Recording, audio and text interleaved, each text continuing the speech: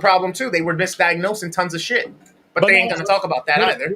What I'm getting at, just to end it right here, what I'm getting at is masks obviously fucking help. Yeah. The flu cut down a ton. True. It's crazy every single year. At the very least, people, they help with the fucking flu. At the very least, they help spread germs when you're sick and you have to go out anyway. Think about it, asshole. No, I'm thinking about it. I'm serious. Well, not you two, other assholes. But how's it going, people? Popcorn and Pints, another episode. As you guys can see, Ibrahim and James aren't here. Ibrahim, I know he's working on his film. And James just cares about his wife and her happiness more than he cares about Ibrahim's dead to us. How often do we really see him? A couple times a week. But he's working on a film, so I get it. But, James... My films are no longer than 2 minutes.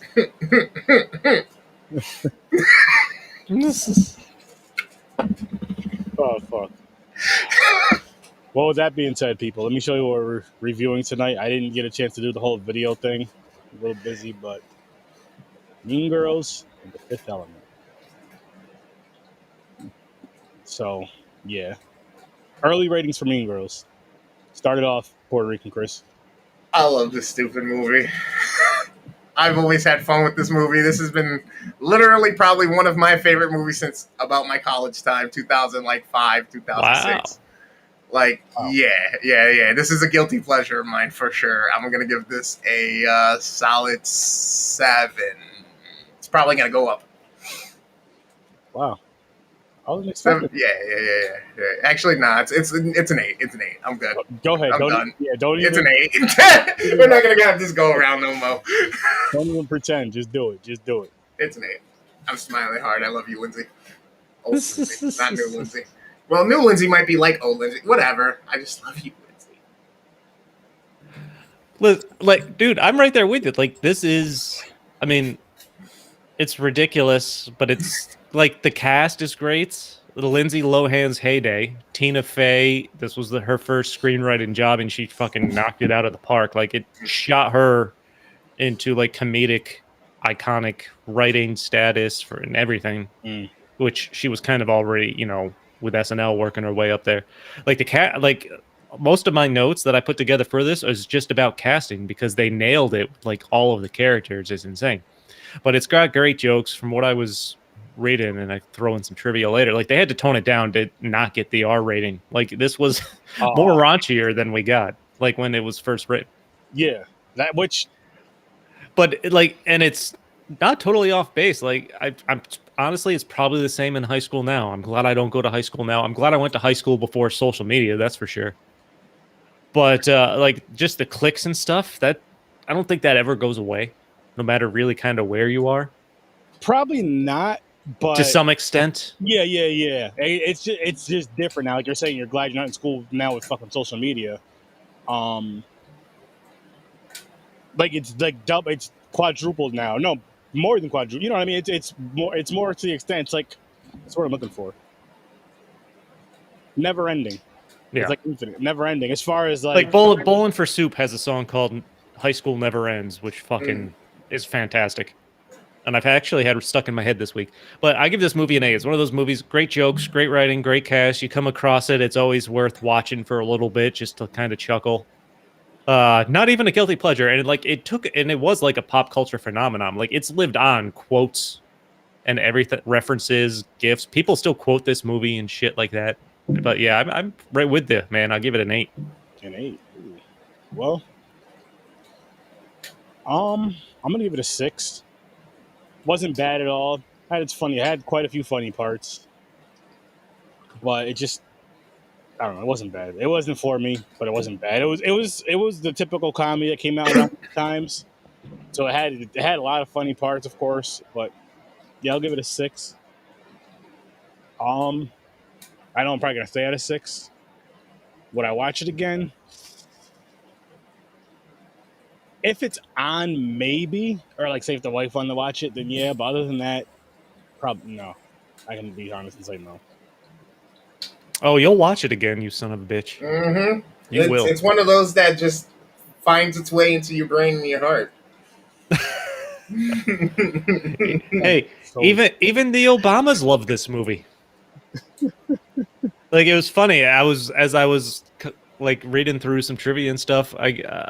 There was a when Obama was in office, they tweeted a picture of their dog Bo with a tennis ball, and it with the quote, "Bo, stop trying to make fetch happen." I'm like that's pretty funny. the whole fetch thing had me when I was watching this at first. I was like, what the fuck? Fetch? Fetch? But Fetch, Whatever. which is a Worked out. term Tina Fey just made up off the cuff. So she didn't want to use language that could date like the term or the movie. So she just made up a word.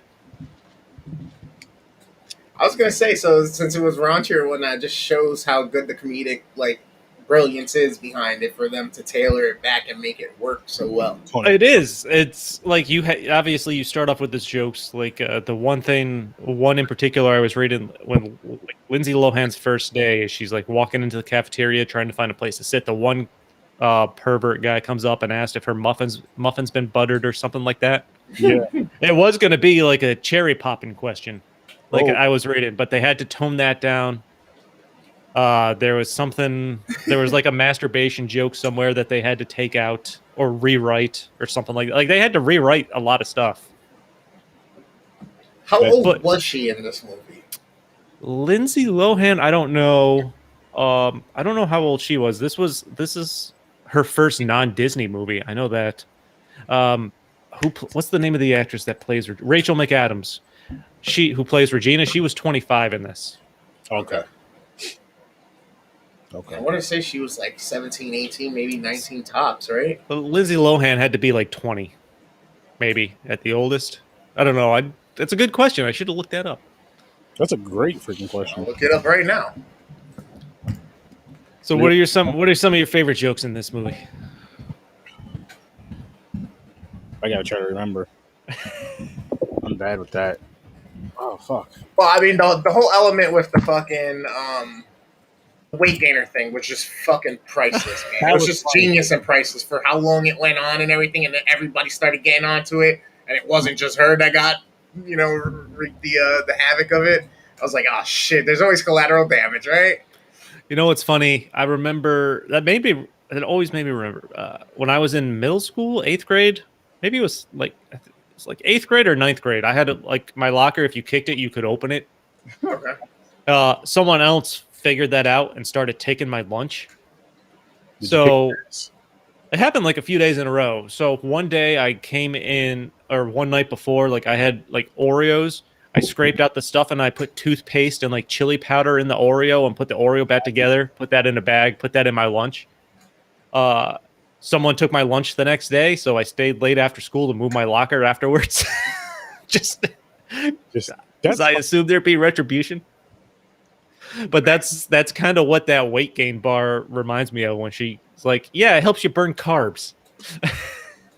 well, Chris, whoever, maybe that person that happened to, they just fucking remembered. They're like, oh, so this is the asshole that. I hope so. I hope so too, because you shouldn't have been taking his lunch. Nope. If you're gonna take it, at least Interesting. beat him up for it, fight him for it. Don't just sneak and take it.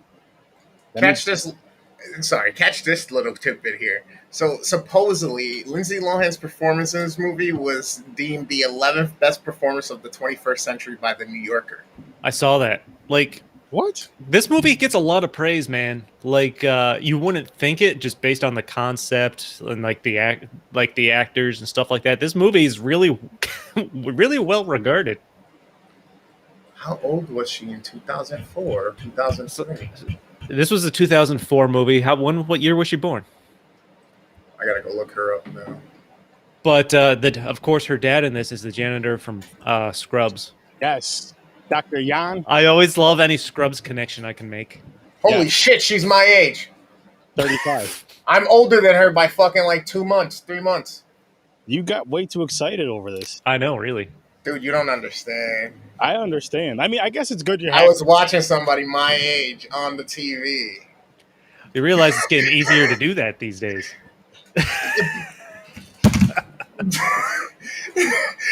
Oh, gosh. That's not hard to come by anymore. Got to be careful with keywords you're using nowadays, folks. That's fucked up. It's fucked up, but it's fucking funny. That's fucking funny. Oh god. I mean, just watch. All you got to do is watch Cops. True. Sorry. Sorry. Wants a piece of that fire crotch. Speaking of fire crotch, what's everybody drinking tonight? I got the agua, bro. Fire up. You have what? Agua. Agua. Aguita. I'm I just Essence of life. Just went with some Sierra Nevada Pale Ale. Oh, nice. It's not bad. I love that stuff. Summer ale, I like. Yeah, it's a solid year-round beer. Brought back the other popcorn and pints mug, but I'm drinking just a regular Red's apple mixed with a hemperita. Fucking delicious. James, what are you drinking? He wants a piece of. You're just gonna leave that quote up there, because yeah, I think everyone at that time probably did. Sadly, Yo, she was born in the same year as me. What She's year? From New York, 86. From Okay. New York, bro. Y'all Like, fucking- what are the chances? Like, did I ever meet her in passing? No. Like, were we kids on a bus at some point in random that happened I don't to, know. like, I meet mean, each other and happened to New- not know each other at 3? Like, Chris wasn't in Spanish Harlem, so you didn't meet her. yeah, New York's pretty small. I'd be surprised if you didn't come across her. It didn't happen, Chris. I'm sorry. you don't know that. I know that. No, I you do. don't, and she doesn't know that either. I shouldn't take that dream away from you. It's going to give you your happiness. I apologize. I a do good wonder trait. what high school culture in other countries is like. This movie made me think about that, actually. What high school when you got to carry fucking pails of water and shit all day? Well, yeah. He's like, God damn it. Okay, Europe. I don't know. Where there's other huge groups of white people. Oregon. But like, I mean, there's got to be a huge like fucked up difference in American high school culture and probably any other country. Yeah. To an extent, yeah. This was it was funny that the gym teacher was fucking the students. His Asian fetish Yeah. with the 2 Asian girls, that was good. There's Funny. and it, you know what's weird is like the line they walked, Tina Fey walked, and the director and everyone involved in writing this. This has the mass appeal. Like, parents let their kids watch it. Adults love this movie. There's obviously innuendo all over the place. Ton of it. I mean, the writing skill that takes is impressive, and of course, that's one of the reasons Tina Fey's her career was so fantastic. You know what's funny? Really quick. So the background for this, I chose this for a reason. One, because it's like kind of horror related ish, and it's funny. I was thinking of like a Dead Bride, but I was originally gonna pick the one from the Christmas thing when they were singing on stage. So I was like, that I was like, 2 reasons I didn't do that. 1, didn't know the age. 2, didn't know the movie age. I forgot. But I was like, it's a high school thing, and I didn't want to feel like you know who. The coach. Oh, R. Kelly. Well, actually, yeah, him too. I was like, you know, let me pick. 86. You So, can't feel like dude, that. You so- are from this era. You said she was born in 1986, Yes. July So- 2nd. so she was 18 in this, right around 18. No, don't do that. Cause It's just when I graduated fucking high school, man. Just went into college. I told you, bro. Yeah, buddy. But also, Amanda Seyfried, this was her very first film role, and I've always thought she kind of looked like an alien. A little bit. I don't know. It's got to be the eyes. I don't know. It's just the way her face is shaped. the dumb one. Yeah. Well, Gretchen is. Yeah, no, she's the dumb one who thinks she can predict the rain with her boobs. Yeah. Like her boobs always know when it's raining. Like that cracked me up when she says, "I think I have ESPN." I was just going to say that. It's like I have ESPN or something. My breast can tell when it's going to rain. When it's raining out. Well, can they tell when it's raining? And it's fucking pouring out, and she's grabbing her breasts. There's a 30% It's like chance. there's a 30% chance. So that was her. This is her first film role. I know she was in the Ted sequel, I think, as a main character. Okay. What else? You know what? Actually, her and Rachel McAdams have both been in Nicholas Sparks movies. Oh, I thought you were gonna say I was like, son of a bitch. We watched The Notebook. Amanda Seyfried was in another one of some other movie based off one of his books. We did watch The Notebook. And from what I was reading, like she read for Regina, like Lindsay Lohan read for Regina. I think all the other actresses read for like Regina, and then didn't get Regina. Only Rachel McAdams did. But from what I saw, Amanda Seyfried read for Regina, and producers instead suggested Karen due to her ability for Spacey and Daffy's sense of humor and stuff like that. So, like, again, they were spot on with casting these girls, I think. And not just the girls. Like, I love her friends at the beginning, the gay guy and the black-haired girl who's mad at the world. Those are great. Yeah. That was fun. See, now this is what I was gonna say. That's why I'm glad you brought that part up. This movie has cancel culture written all over, all over it. How so? Just with the gay jokes, for example, people wouldn't take those as jokes; they would take it as like bullying nowadays instead of jokes. But he's not really. I mean, he's not really that bullied in this or anything like that. Not. No. I'm not saying he is. He's not. But I'm just saying, just like the way that his friends were talking to him as friends. But some people might consider that bullying. Nowadays, like the hey bitch thing, like the jokes we make about each other before we go live. Yeah, those, the ones that people can't handle. Yeah. Come on, like I've always maintained that nothing's off limits when it comes to humor. I hate the term cancel culture. I think it's stupid. I think if people only use that obviously you should be held accountable. Freedom of speech is not freedom of speech in the sense that there's no consequences if you say something stupid. But cancel culture is stupid in the fact that if you make a joke about something, I don't think anything's off limits when it comes to comedy. If you're going to make a joke about something risque, your joke just better be that much more fucking good. People don't get mad if you make a great joke about a risque topic. Those are the funnier jokes. Those jokes are hilarious. It's when you make a bad joke about that topic. Yeah, and the reason or say something stupid. The reason why I think those are the funniest ones is because they're so fucking serious and they have people so uptight. It's good to just laugh at stupid shit like that once in a while. No, so like, and when you have the dynamic that like the cast have, or you had that, like they portrayed a friends dynamic real well. So the jokes among the characters, whether it be like gay or for the guy, they were calling the girl a lesbian. Yeah. Or a slut. Yeah, the slut jokes. Like to some extent, they even had a few self-deprecating jokes in there. The one girl's, like one of the stupid girls had like self-deprecating references when she was called something. But I don't know. It was clever writing. Fat girl. I don't remember. It's not. I don't hate you. I don't hate you because you're fat.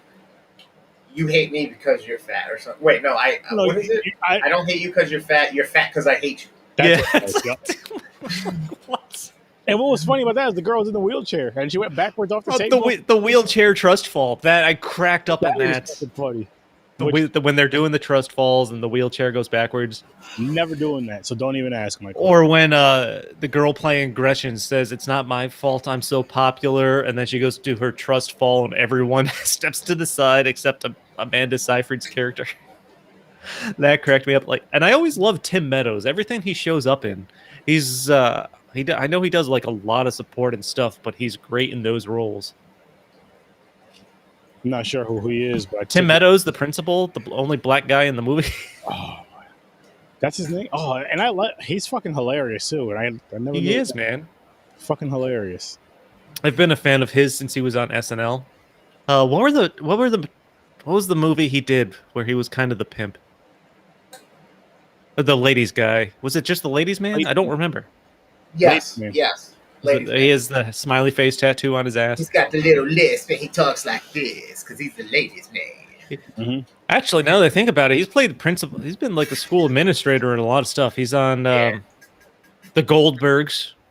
He's the school principal there, or a teacher or something. He's hilarious there. Nice.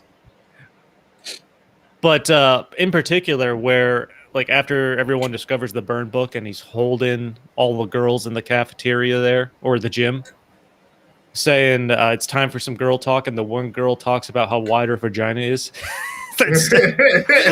Like, okay, I can't. Maybe I phrase it. I can't handle this. What were we supposed to say though? Like, I don't know what to say. Fuck, I can't handle this. He was like, you know what? Had a teacher doing it. Like, you should do this. Which he was right. In that sense, he was 100% right. Because I was just like, that was fucking funny. Those even the little cutscenes and shit from her, like thinking back to like about the safari and shit, and like survival of like the fittest or whatnot. It's like, all right, yeah, you know what I mean. It's like, all right, yeah, I see it. I see the comparison. At least you can make it relate, you know. To you her. Have that high school as a jungle metaphor. One scene I really enjoyed. Damien, I think was the gay guy's name. His talent show where he's singing. And someone throws the shoe at him and he throws it back and he's angry on stage. Yeah. I thought that was good. That's a compliment. Or again, when they're doing the trust falls and somehow he's the only guy that is in the gymnasium full of girls, and he's like, she doesn't even go here. Well, the one girl is on the stage, like just talking about her feeling. Like that's something that gets quoted a lot. If you go back in pop culture, if you hear someone yell, "She doesn't even go here," I'd have to look back at it, but you're probably right. It seems like it'd be one of those simple lines that'd be across quite a few movies, especially that come out in a certain era. Yeah.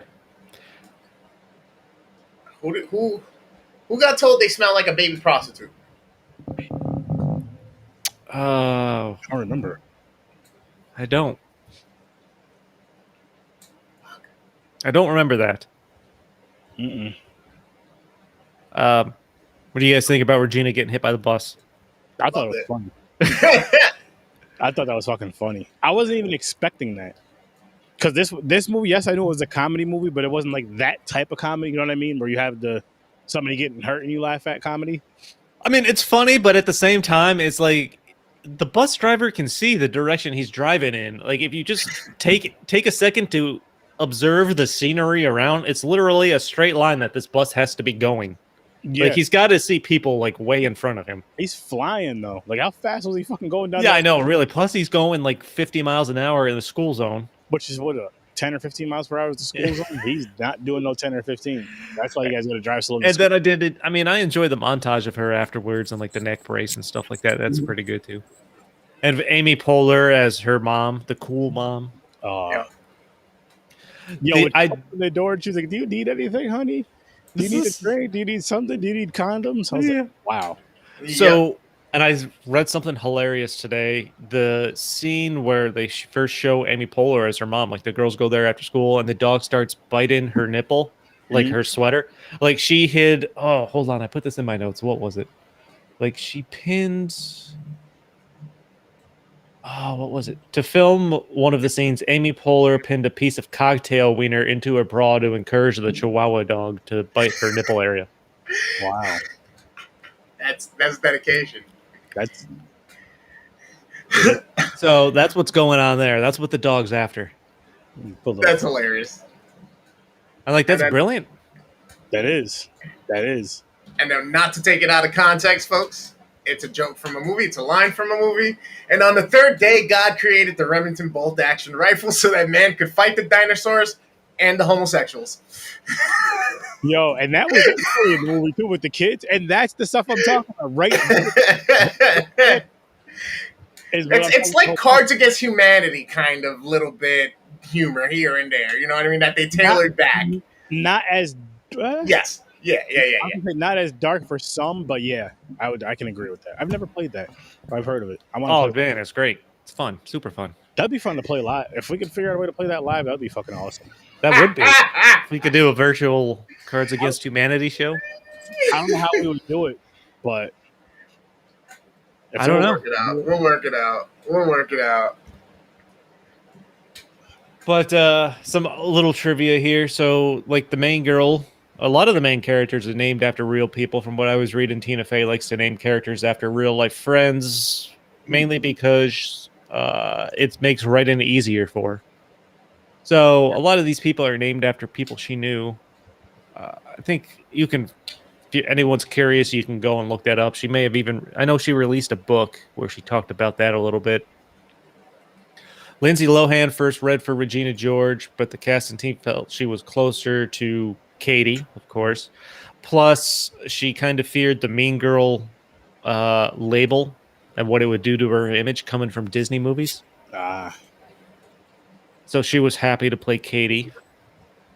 Rachel McAdams got Regina because Tina Fey felt McAdams being kind and polite made her perfect for such a evil-spirited character. That's Like usually. I feel like that's normal. It is like the meanest people are some of the most fake nice people you can meet. Yep, and vice versa. It's like I could play a fucking asshole really. I'm a nice person, but I can be an asshole really well in this film for you. I mentioned Amanda Seyfried also read for Regina, her first role, but they liked her spacey personality for Karen was the name. Scarlett Johansson also tested for Amanda Seyfried's role.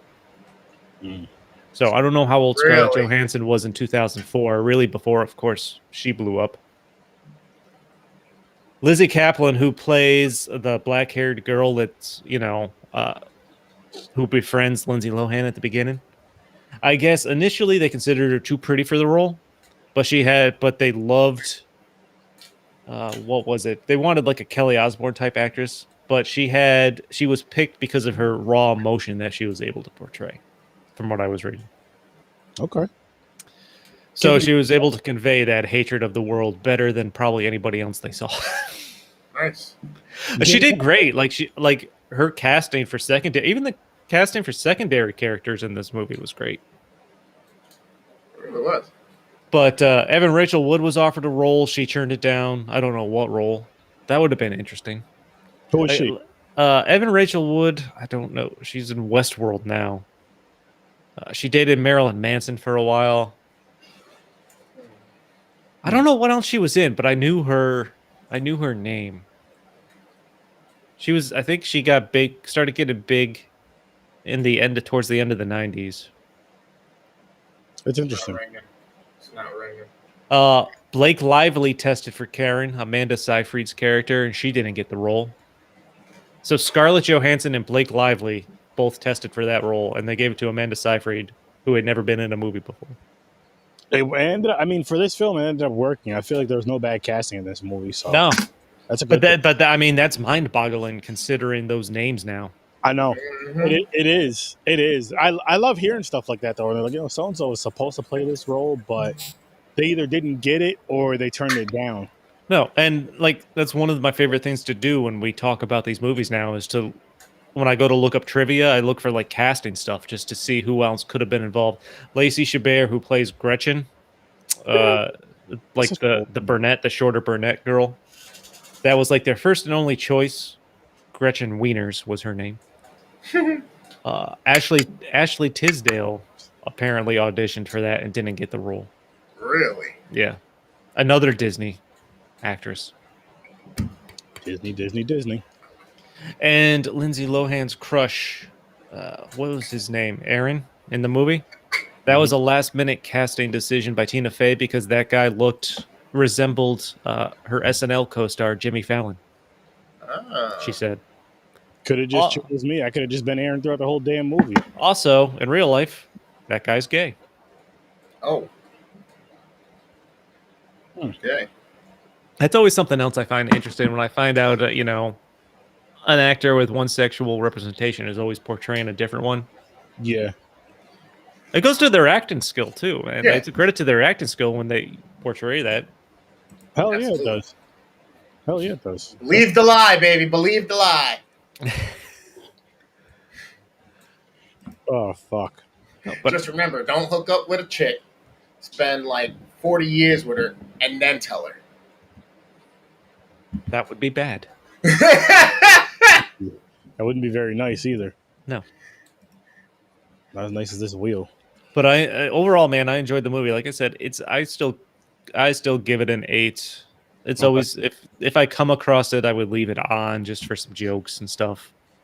It's good for a chuckle every time I come across it. Not that I've probably only seen the movie probably like 3 or 4 times actually, and not even on purpose, just in passing. I'm old, wiser, and more confident in myself to be able to tell you that I actually own this movie. My girlfriend owned it, so I watched the DVD. His girlfriend owns it, people. It's Chris's. Yeah. But I own it. I should have. I went out and I bought it, and I was happy about it. I should have looked up. Now that I think about it, I should have looked to see what the bonus features were. Oh shit! Wheel of Hate. Oh boy, this is gonna be a fun fucking wheel. We're gonna get a musical. Oh, I don't want a musical. We're gonna get a musical. It's probably gonna be The Sound of Music. You know who put that on there? That fucking asshole Aaron. That or Cats. But I like that movie. Dude, no, Cool as Ice. I want Cool as Ice. Is that on the hate wheel or the white wheel? Oh, I don't know. That's a good question. Do a little shuffling where we spin this. These movies are getting low. I can see what the images are. The hate wheel we only picked 4, but I say for the hate wheel and the chick pick wheel, that'll probably be a wheel we should never change out. The rest we can kind of. I think wheel. You gotta add like 4 to the hate wheel at some point. Hey, Cool as Ice must have been on the white wheel. Oh fuck, Chris! Did you call Cats? I did call Cats. Wait, why is Babylon AD here? Keep going. Babylon AD. Oh, Cats. Fucking team. This has a lot of big names in it. Like Idris Elba is in this. Taylor Swift is in this. Mm-hmm. It's just funny that this pops up and James right a few minutes before this pops up. There he is. No musicals. You see, this is what happens, James. We're putting this on you. I'm not even gonna blame Ibrahim. It's on the wheel. We're putting this on you because you hate musicals. You decided that your wife and her feelings were more important than ours. Listen, boom, punishment. I don't know who put this on here, but we got to make sure that James is available the week we have to watch this. So he's available next Saturday. He better be. Otherwise, we need to save it just for him. Yes. What if we get 2 musicals? I'll kill myself. Hilarious. I'm not happy about the Cats one, but if we get The Sound of Music, I'll be happy about that. I like that.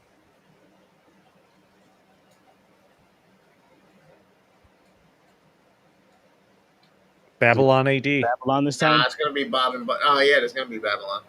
I thought it was going to be as long as it's not fucking Bob the Butler.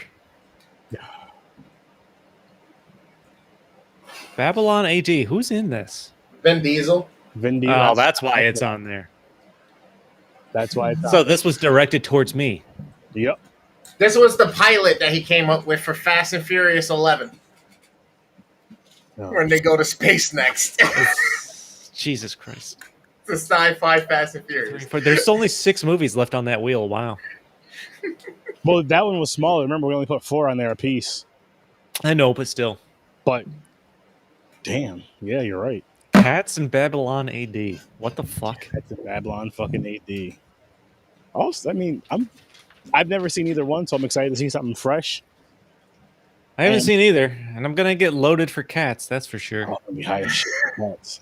Hopefully for both of them. Yeah, I haven't seen the 2019 Cats. Oh, yeah. I want to hear your impression of Cats just after you're super stoned. Watch it. Your stoned impression of Cats. My stoned like what I feel about it. I'm gonna tell you. I'm definitely gonna tell you. Oh, fuck. Like, go ahead in our group chat and send us your thoughts as you're watching it. Stoned. Like I do when I'm high watching certain movies. So yeah, I'll do. I got you, Chris. I want to know what's going on. That'll be my birthday gift to you because I ain't shit. Gave you my friendship. That's it. That should be good enough. Oh, by the way, one last note on Mean Girls. You'll see my name is KG after the rapping mathematician guy there. I was wondering where it came from. Yep. He was fucking. I love that guy. He was great. You know what's funny is so I was watching these movies in the attic, and as I'm getting shit together, setting up, watching the movies. My original name was Sir Anthony Sturdy. because of Mean Oh, Girls. Tim Meadows. Yeah. Yeah, his nephew. It was. My nephew gets so bad when I call him Anthony instead of Anthony, but not as bad as my sister naming him Anthony or some shit. I was dying. Not as mad as I get at my sister for naming him Anthony. Oh, That was fucking funny. So yeah, it was Anthony, and then when I heard, just as soon as I seen Chris Tucker's character, as soon as I heard him, I was fucking laughing my fucking ass off. He's like one of my favorite. Dude, he is just fucking insane. Now that we're talking about Fifth Element, No, Chris or James, no, no, don't put this nastiness, weirdness on me. Uh-oh, all right. he's ready. I'm good to go. I'm ready to take a cab ride with Cade. Now you're ready. Corbin? I'm ready for a cab ride with Cade. Let's do this. Corbin. Oh, he has the shield down and everything. Wow. Look at that. He's ready. Sci-fi out, bitches. That's basically sci-fi right there, especially in the time for fucking motorcycle helmet. Cool. That's fun. This was a fast-paced film, so I'm buckled up. It was. You know what? This movie's 2 hours. It doesn't feel like it. It really didn't. Like when I seen 2 hours and 7 minutes, I was like, fuck. But I played it. And after like the first 10, 20 minutes, I believe, once it starts going, it's just like a fucking snowball rolling down a hill. Mm-hmm. And I don't know why it didn't click in my head before this, but watching Bruce Willis, he's literally just himself or the same character in every movie he's ever been in. He's the original Marky Mark. That helmet's not helping your echo or distortion. Mm-mm. He's the original Marky Mark. There you go. There you go. But as I'm watching this go along, this Die Hard in space movie, Space. That makes me like it. like exactly, he does. I mean, he's great at what he does, but it is more or less the same thing in every movie he's in. And you know what? Because I just seen Die Hard. Yes, fuckers. I just said this. I just seen Die Hard when we did it on Popcorn and Pints back in December. Fucking great movie. I loved it. And Christmas movie, best Christmas movie of all time. Best debated Christmas movie of all time. It's one of the best, but I don't think it's my favorite. I forgot. There's a difference between the best and your favorite. True. Well, I forgot what I said was the best and my favorite. So, like, damn, that's bad. I just can't think of it right now. It's the Heat. It's the Heat. Also, caught me off guard that Luke Perry was in this at the beginning. Was he really? Yeah, those that first 10 minutes where they're in the desert in 1914, or wherever they are, to kind of set up those stones. Dude, like this movie had. It started with like it took a while to get this movie made. It started with like $100+ million budget. They couldn't get it made. Couldn't get it made because no one wanted to finance that. The writer, director, whoever it was, who also worked on the script for like a decade before it ever got off the ground, got it down to like 90 million, and then it finally caught traction. So this is a $90 million movie in 1997, and honestly, I thought it looked great. Oh, other than I thought that the cheesiest part of this, I thought, were the aliens themselves and like the penguin walking robots at the beginning. Like the alien costumes were the worst part of this, but I thought everything else in this looked great. I can agree. No, you're right. I'm trying to think. I know this was a very cameo-heavy film. I just can't remember them all now that I think about it. I don't know. I know like Chris Tucker is insane, as Chris Tucker usually is. Mm-hmm. Like they probably told him when he asked what the character was, and they said Chris Tucker to the extreme. That's what I feel like the definition was for his character. Yeah, but he does those. The thing with that, though, is he does those type of things so fucking well. But I know he does them in a lot of his films, but he does it. It's like perfect for that exact character. Even though, again, the character flamboyant. They're similar. Flamboyant. He's a flamboyant actor. He's great, singing, dancing, all that shit, and then he's fucking funny with it. And he's not bad at either. No, he was great. So, and I'm positive of this, but just reaffirm my affirmation. The black guy playing the president, was also the bully from Friday, right? Debo, rest in peace. Yes. Oh, he passed? Yeah, Was he passed away last year, the end of last year, I think. Okay. Really, As soon as I saw it, like I saw the cross eyes. I'm like the different color cross eyes. I'm like, I fucking know those eyes. Yep. That kind of took me out of the seriousness of that situation. I don't know. It seemed like a weird casting for that role. Because like I loved it. I thought it was great, but you know what it is? I think part of it's because of Friday. Like when you see him in certain movies where he's the tough guy, because he's like the tough guy in every movie you see him in, for the most part. But it's always a lot of times you see him in comedies. But he can play. I feel like he could have played. I'm sure he has played like a serious tough guy role without being the funny tough guy. But it's just you've seen him in all the funny stuff, so you expect him to be funny all the fucking time. Where you're just like, this fucking Debo. I know that's all. Every time they showed him, I just thought of the movie Friday. Well, when he was in at least one, maybe two episodes of The Fresh Prince. Was he? Yeah, MacArthur Park. When Will was hanging out over there, and then Carlton went over there, started hanging out, like joined the group, became like the leader of the group for a little bit.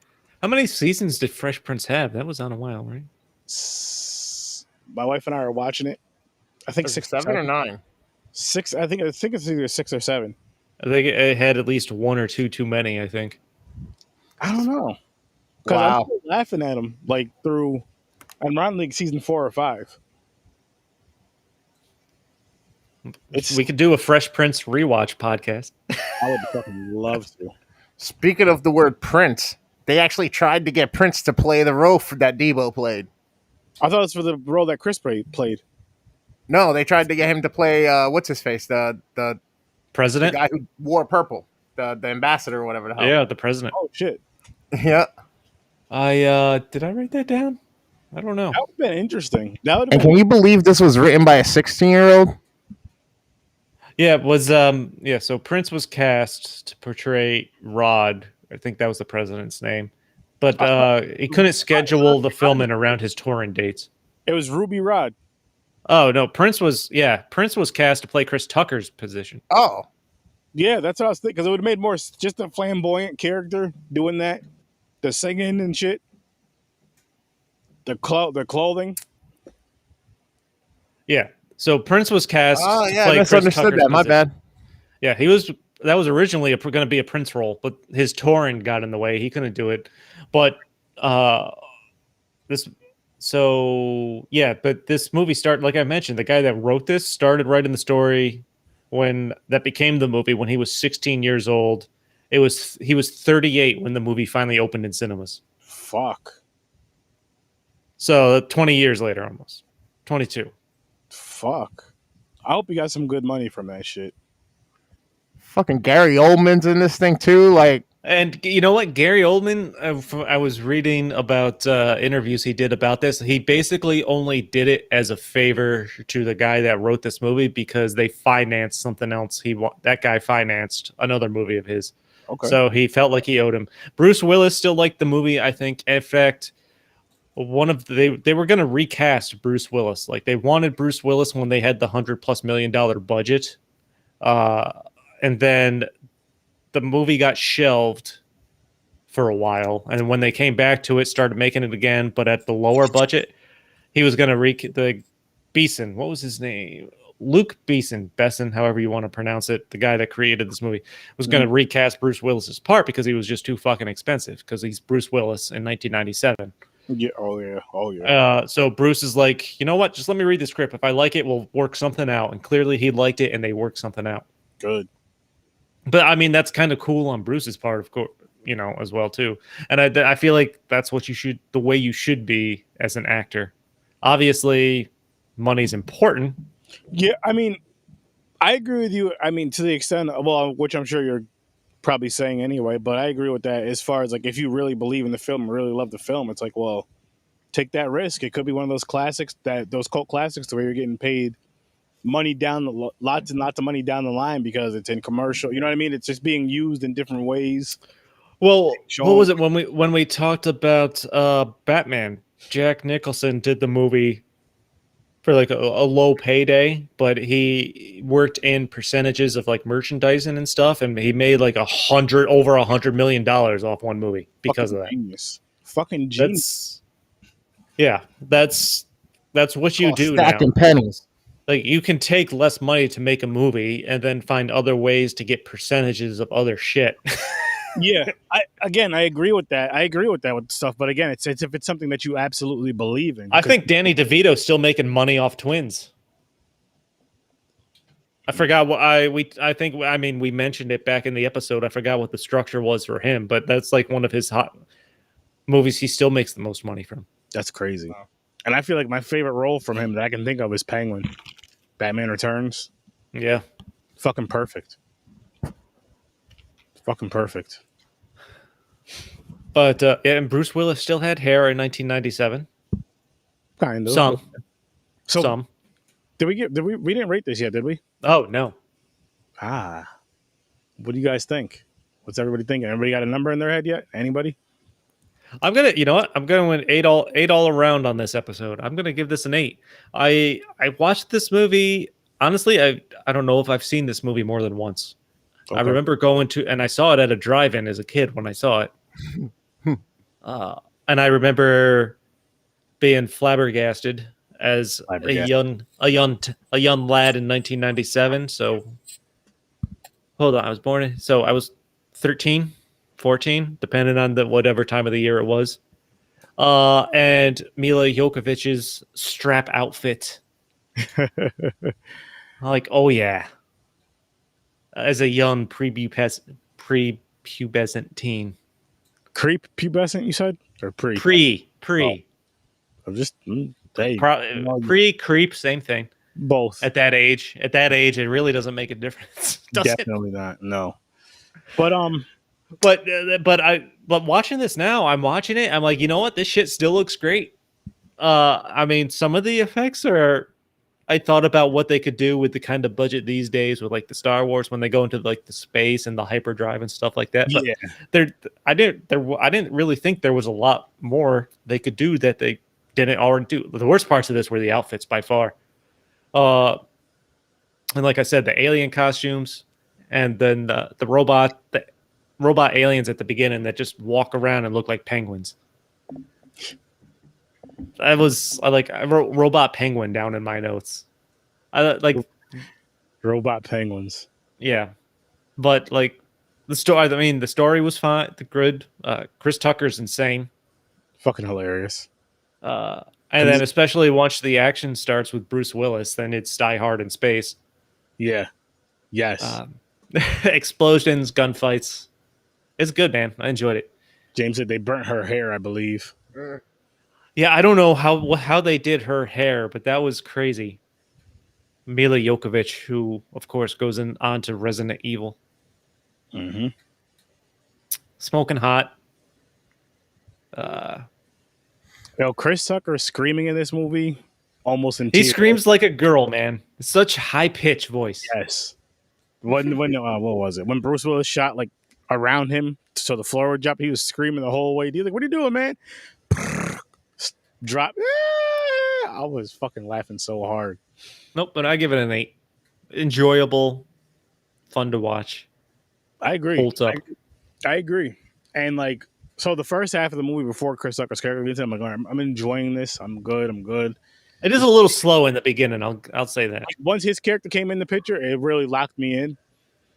And with that being said, like, had that movie dragged out to where it would have been without Chris Tucker's character in it, it may have been a 7 for me. But because of his character and just the laughter I had with this movie, because you had the fun, it was like almost like a comedy action movie to an extent. It's a comedy action sci-fi. Boom, comedy action sci-fi. I'm gonna give it a 9.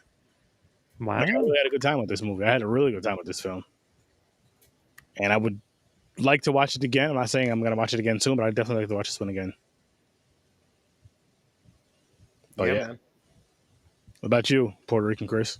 I'm with the 8 on it as well, especially thinking back to the time or whatnot. You know, like Chris said, could they have done more now or at the right time? Yeah, it's probably one of the reasons why the director wanted to wait. They did use a lot of like practical type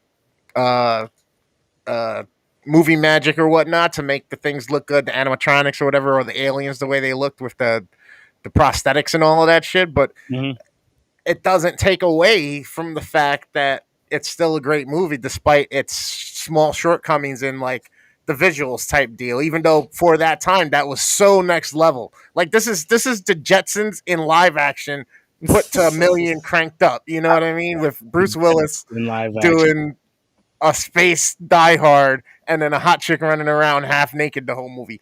What's there not to like? And then you throw in Chris Tucker's funny ass, and it's like, all right, yeah, I'm not mad at this movie at all. There's no need to be. There's no fucking need to be. Fan.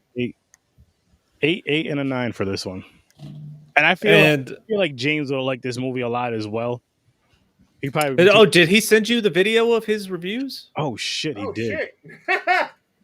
All right, guys. We forgot about James. We'll take a quick break to see what James had to say about these two movies. Yes, well, I looked this up, guys. He sent it to the Popcorn and Pints, right? It's getting a little warm in there. I don't know where he's. James, this is your fault because you're supposed to remind us. Because I feel like I'm being birthed again. It's squeezing my head. Well, no, you know what? Now's an appropriate time because we don't want him to talk about the Fifth Element before we get into it. So, man, it's a good thing I said that, or we would have forgot all about him. I completely. My bad, James. What email? That's all right. Us whiteys have to stick together. You do. Okay. Wow, bro. Well, I don't remember what movie. Oh yeah, it was. It was from Mean Girls. But Chris, so why are you white?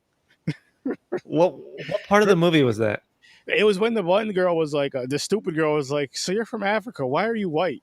I was fucking dying, man. I was fucking. That part was funny. Just to go back to that, and then the other part where they were like, "Yeah, we have a new student. She's from Africa." The teacher looked at the black chick. That's right. There's a couple good subtle racist jokes in there. Fucking in tears, man. I was in fucking tears. She's like, "I'm from Michigan." James, resend it because I can't find it. Oh man, funny. Or no, you did it. He did it at home. Oh no, but he can still forward it from his email. Yeah, you can forward it from your email, James. Don't lie to me. He didn't even say anything at all yet.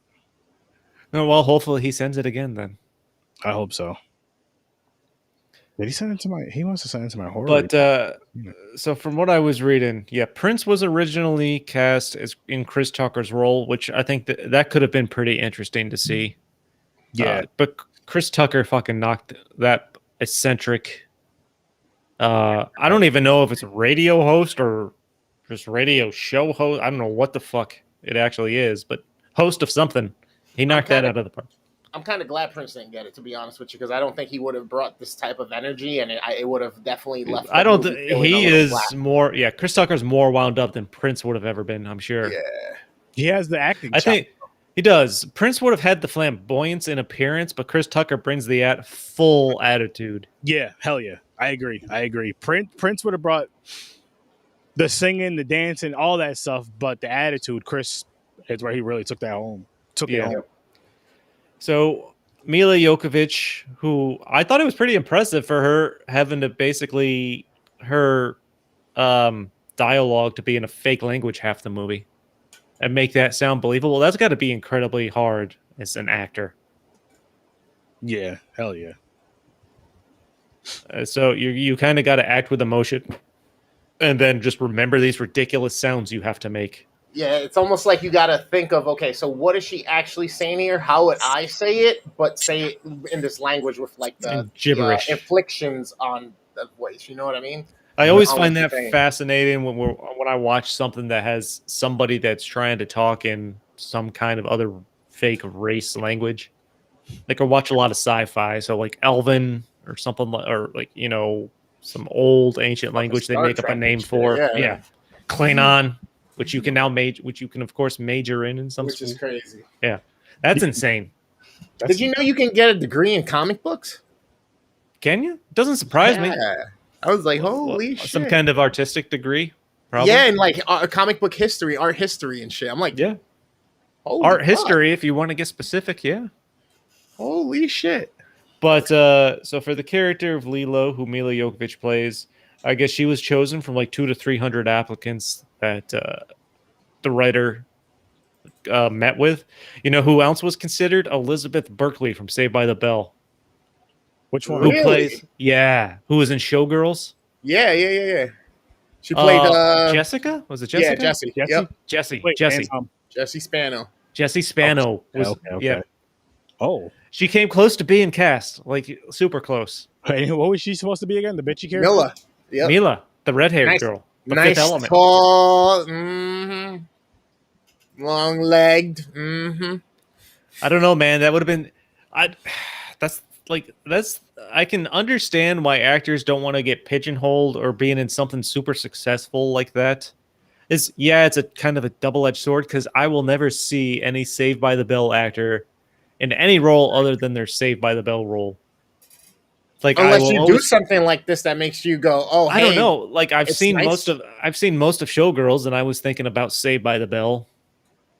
So, But I don't. Was it as impactful for you though? Is Showgirls like a top tier movie to you that Oh, you're God, always no. going to reflect? Exactly. If it was a movie that made you go shit, like let's say if you're Jason Gordon-Levitt or whatever, right? Like, and you Third do Rock like from the Sun. yeah, you do like an Inception. You're like, holy shit, this dude can actually act. You know what I mean? You're like, okay. I mean, okay. yeah, it probably depends on the actor too. But Yeah. I don't know. Some of that's always going to resonate with me when I see them in every role from that point forward. Just don't get me wrong. I get it. I don't see it. I'd say check your sent folder. No, that's not you. That's Frozen. What else would I see? Yeah, Prince was originally cast. Despite being filmed in London, The Fifth Element was actually a French production when they finally found a company to finance and put it out. And it was one of the most expensive foreign films of the day. Yeah, like ever made at that point. And it went on to become the costliest European film ever made at the time because of the French company that put it out. So it was considered a European film. Shit. Bro, why is Vin Diesel in this? And why is he unaccredited? Was Vin Diesel in it? Wait, what? He's the ancient voice. Is he? Yeah. It sounds the same. He's the ancient voice. And Corbin's dispatcher finger. Wow. And we got to deal with Vin Diesel fucking next Saturday, guys. Aren't you excited? Oh, more than you'll ever know. You know who else was considered for Chris Tucker's role? Jamie Foxx.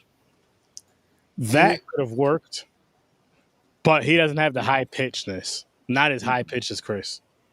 I don't know. I'm curious what they envisioned for the role and then what it turned out to be after the actor played it. The difference there. That always makes me curious because they have one expectation, but if the actor goes above and beyond to the point where they change the role because that's what they love. Yeah. That's a question I always think of when I come across a role that I love to watch. Like I said, Chris Tucker went above and beyond in this. Bruce Willis is the same Bruce Willis you get in everything you ever see him in. He just has a few different levels of demeanor.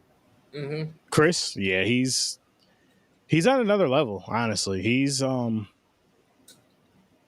amazing at what he does, especially for these type of roles where it's like that funny role, and you're just like, holy shit, has you in tears, damn near, and it works every single fucking time, for me. And honestly, Gary Oldman's character in this as the villain kind of reminded me of Jim Carrey.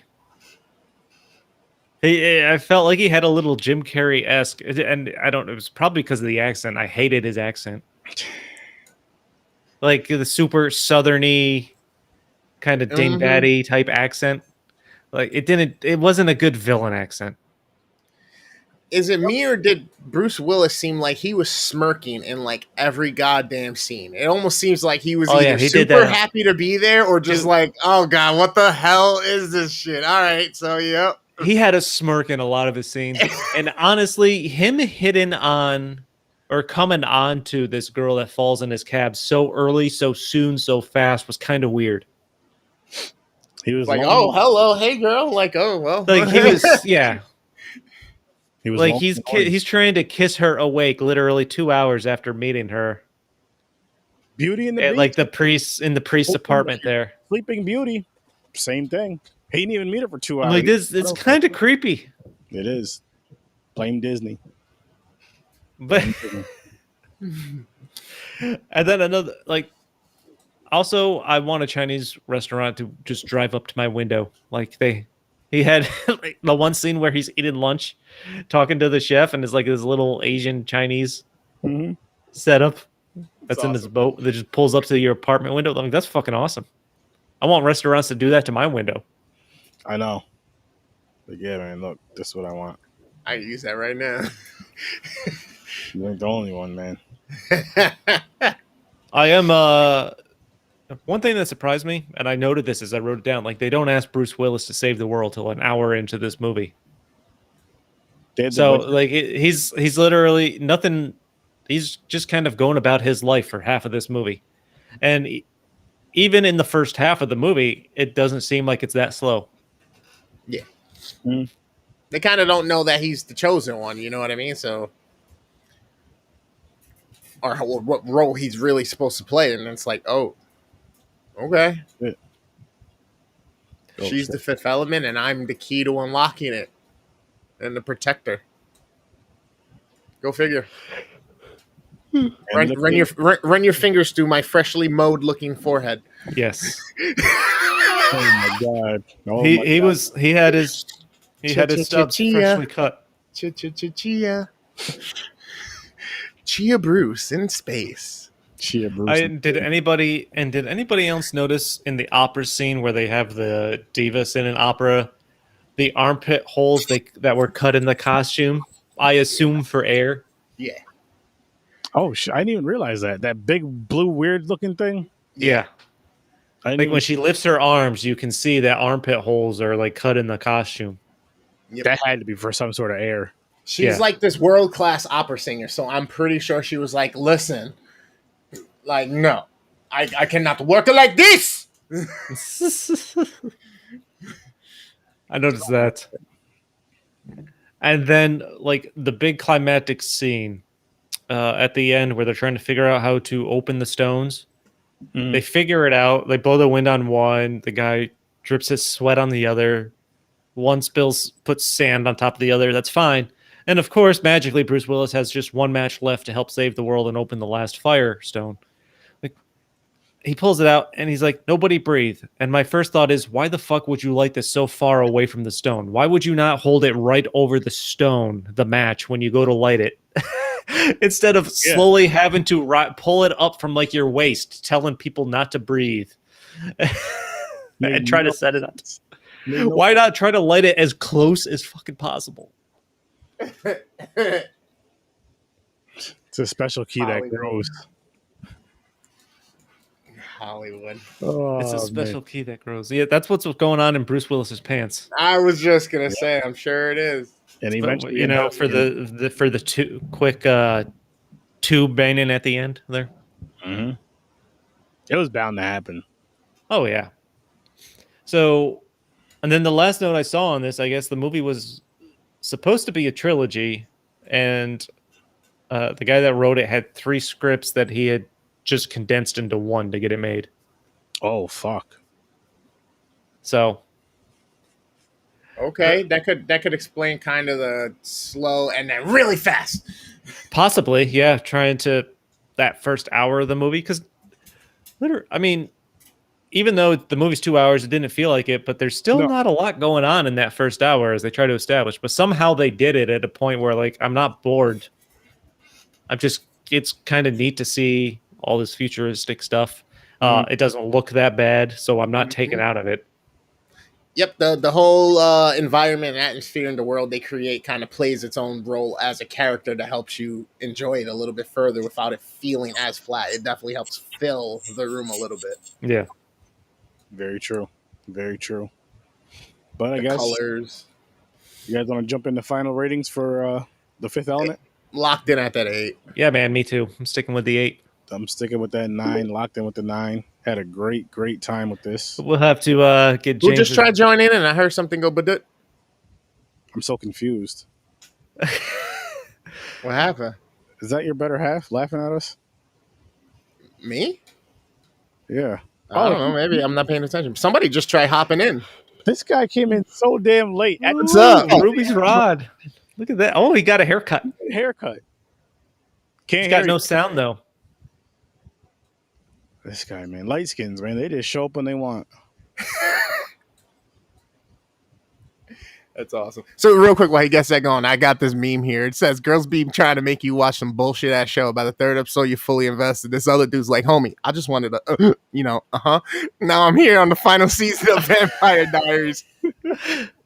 I've seen all the Vampire Diaries. This other guy's like, yeah, man, Twilight got me. Can't watch Twilight. I just refuse to do that. I watched the first one, didn't. I tried watching part of the first one. I'm like, this is just too fucking ridiculous. What I have not watched is the Shades of Grey movies. I watched the first one. I didn't see the second two. The first one is on either the white wheel or the hate wheel. I don't know who put that on there. Sturdy, It wasn't I hate me. you so much. Wasn't me. I don't think it was me either. So that was either Ruby's Rod or James. Sturdy, I hate you for that fucking meme, that post you put up in yellow about the light-skinned dudes. Oh, waking up at night, so waking up and I'm cute and then giggle and fall back asleep. Roll over. I'm so cute. That's why you couldn't fall back asleep the other day, man. My girl just hop up like, what the fuck? What? Okay. Look at y'all confused. Still no sound. Gotta hit that wheel.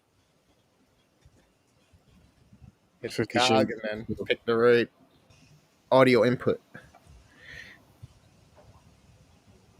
Oh God! It's usually me with the technical issues. Yeah. Yep. Look at this, James. Even Ibrahim showed up. Even if he's here visually for us and late. And you spending time with your wife. So What a loser. Selfish.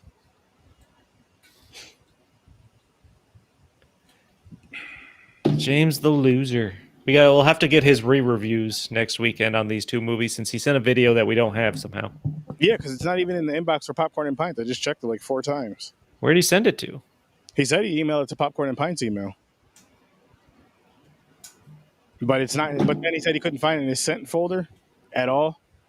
Ah. So he fucked up. We should, you know what? We should play his video with him on the show next week. Yes, that's what we're gonna do. I'm here in a different way. We're gonna play his video with him on the show live. Yes, next week we're playing on the show live. We're playing your video, James. You deserve it. That stunt you pulled. Sturdy, I got something for you. Oh shit. My sound doesn't work even when I fix the settings. Ugh. I've been there. Fuck. That's a bummer. That's weird.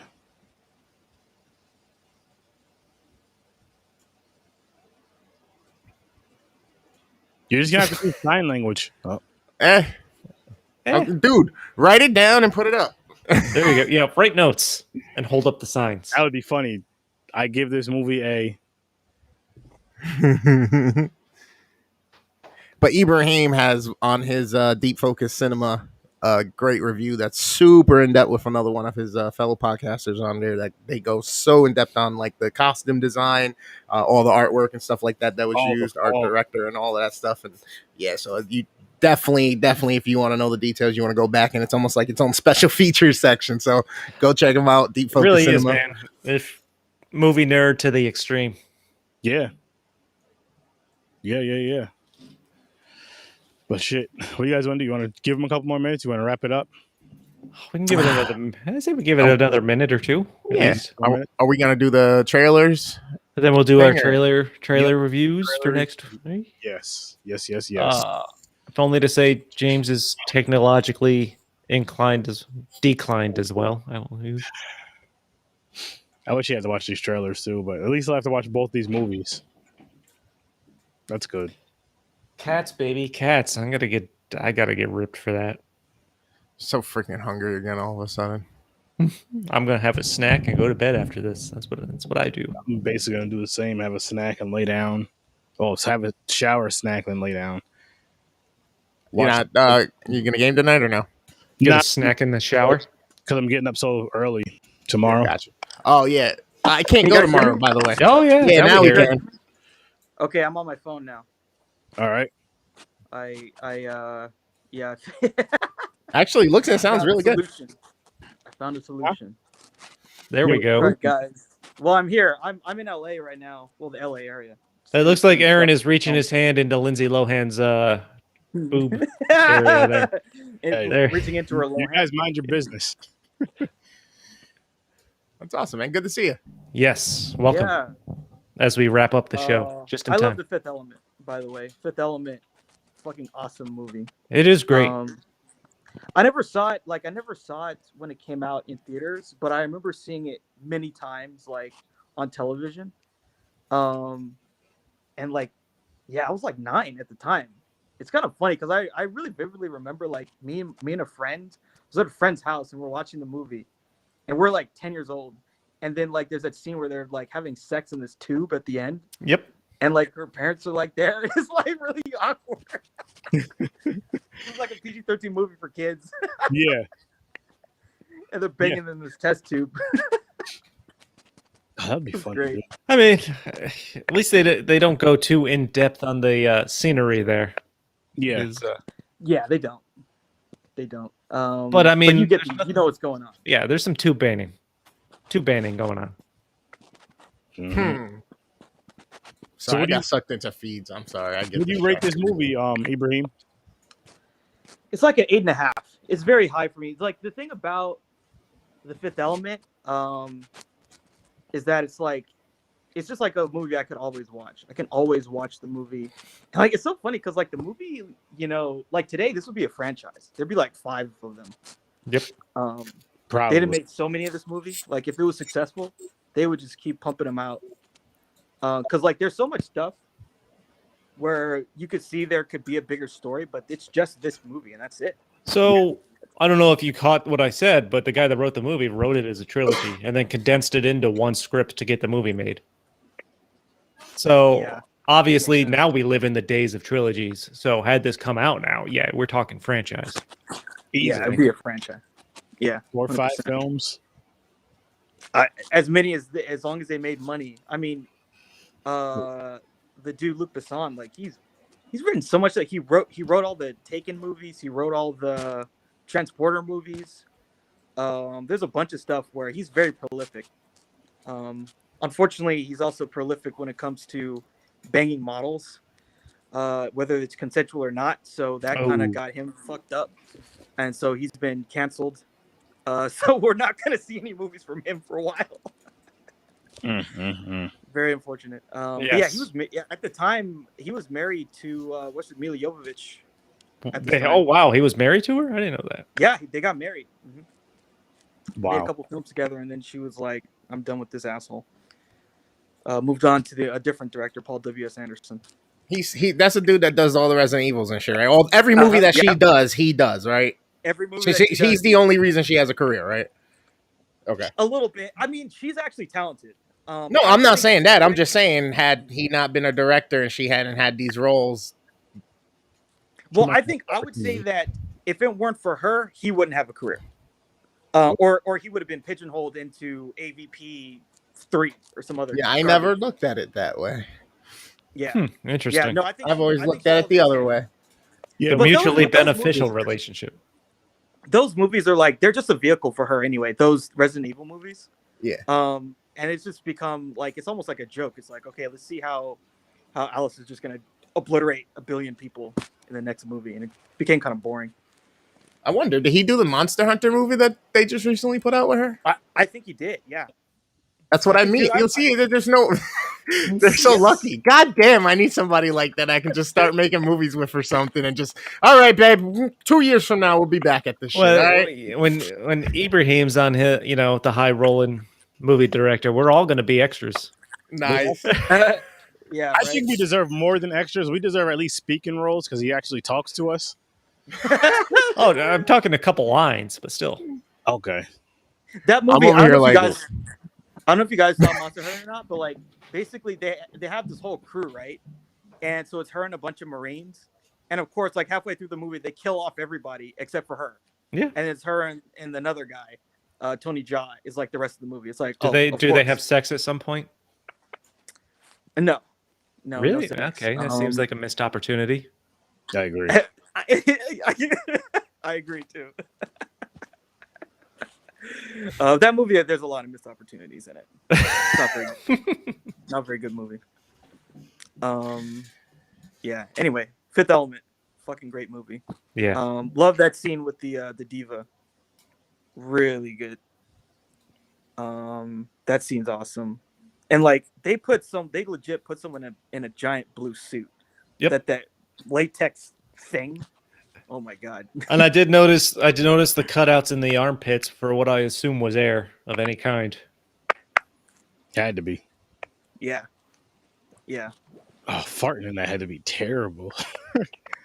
That's where my mind just went, guys. Of course. Women don't Imagine fart. I refuse to Imagine you believe have that. to take a shit. Oh God. But they That's- probably cut out a whole. That would, I was what? just When I thinking think for about the whole going into spread. acting, if I think about it, and if I ever thought about having a role that required so much makeup and stuff, that's one of my biggest fears. Like, what if I sit through 6 hours of makeup and then I have to take a huge shit at some point? Like, I got a shit, man. You guys better hurry this up. Oh man. Like, how long does it take to get the bottom half off so I can go? Some costume. Yeah. Matter of sure fact, you know they what? have- For the film, just shoot me from here up, Yeah. because down here I'm just gonna walk around in my underwear for the. I'm sure there's an exit strategy. There's Like you have to, You make the suit or whatever you're putting on almost like overalls with the little hatch on the butt that you can just Yeah. like take 2 buttons down, but the hatch is green screen. And your so it's rubber easily suit, so filled. you're sweating even more Yep. as you're straining. Wow. so did you guys know? I don't know. Maybe Chris talked about this, but like the white Chris, that they wanted to get Prince. They wanted Prince to be Ruby Rod. Yeah.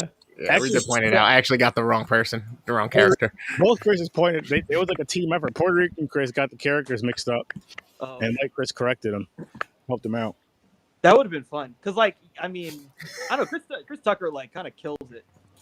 Like he really. went there. He's They're like, just like beyond eccentric to a point that, like, I think Prince would have had the appearance, but I don't think Prince could have reached kind of the audacity level, he wouldn't have done because like or he wouldn't have. Chris Tucker is doing like, like the story version of Prince. Like the Charlie Murphy Prince. That's what he's doing. Yes. Like way over the top. Yeah. But it's great. It's really funny. This is one of those performances that's along those lines of like the Jim Carrey or the Robin Williams, you know what I mean? Where you just fucking owned it. You know what I mean? You lived it, you breathed it, you owned it, and it's gonna be iconic and memorable forever. He committed, man. That's what you get when you commit. Mm-hmm. Agreed. Yeah. Fucking agreed. Yeah, he totally committed to that shit, which is great. Great. Yeah, 90s Chris Tucker is like really interesting. Because because like the next year was Rush Hour, right? Rush Hour was 98. I believe so. I don't know. I'm pretty sure Rush Hour was like. What year was 98. Friday? That Was Friday a 2000s movie? No, that was also in the 90s. No, Friday was way before Rush Hour. 96, 95. Rush Hour was 97, 99, I think. 98. Yeah, Friday was 95. Okay. He This got was not pretty big, pretty fast. Fifth Element was 97. So Yeah, and Wow. and he was also in Jackie Brown in 97. Yeah. He's in there for like 2 minutes. He gets shot in the head by Sam Jackson in a trunk of a car. it's a good way to go. Sam Jackson, shooting you in a movie, yeah. long as Yeah. it tells you motherfucker or something. So yeah, here's a tip. So like, whenever your drug dealer friend tells you to get in the trunk of a car, you should probably say no. Wait a minute. Are you okay? Are you safe? Well, no, that's what happens in Jackie Brown. Jackie Brown, yeah. Oh, I thought you were talking about you. No. Like in Jackie Brown, he's like, "Oh, we gotta go threaten some people. You get in the trunk of this car, and then we're gonna go to their house, and you're gonna pop out and shoot them." And he fucking does it. He fucking gets in the trunk of his car like idiot. And Sam Jackie just goes around the block, and he opens the car. He opens the trunk and he just kills him. It really does look like you're reaching into Lindsay Lohan's top there when you put your hand to the side. I'm not. I'm just messing with my my what you call it? Yeah, just yeah, huh? Mm-hmm. My mix over here. The sound. Yeah. That's that kid's called it back in 24, right? 2004 mixer. Oh fuck. Tweaking the knobs. Shit. All right, well, I guess round table one last time before we close it out. I'm sticking with my 9 for Fifth Element. What'd you say you gave it, Ibrahim? 8.5? Yeah, I'll give it a 9. I'll give it a 9. Okay, 9, so 2 9, 2 8s. Staying on the 8, yep. Well, people, thank you guys for watching and all that good shit. Let's show you where you can find us, some of us. Right here is Chris. AKA the worst damn gamer ever. Mm-hmm. Worst damn Puerto Rican ever as well. Not true. Instagram, Facebook, Twitch, YouTube. Go check them out. And then for the rest of us, you got Horror Research 30 live shows every Tuesday and Thursday at 9 o'clock Eastern Time. Popcorn and Pints that you guys can see tonight, 9 o'clock Eastern Time. Saturdays, 9 o'clock Eastern Time. Stories from a Bar. Facebook, Instagram, Twitter.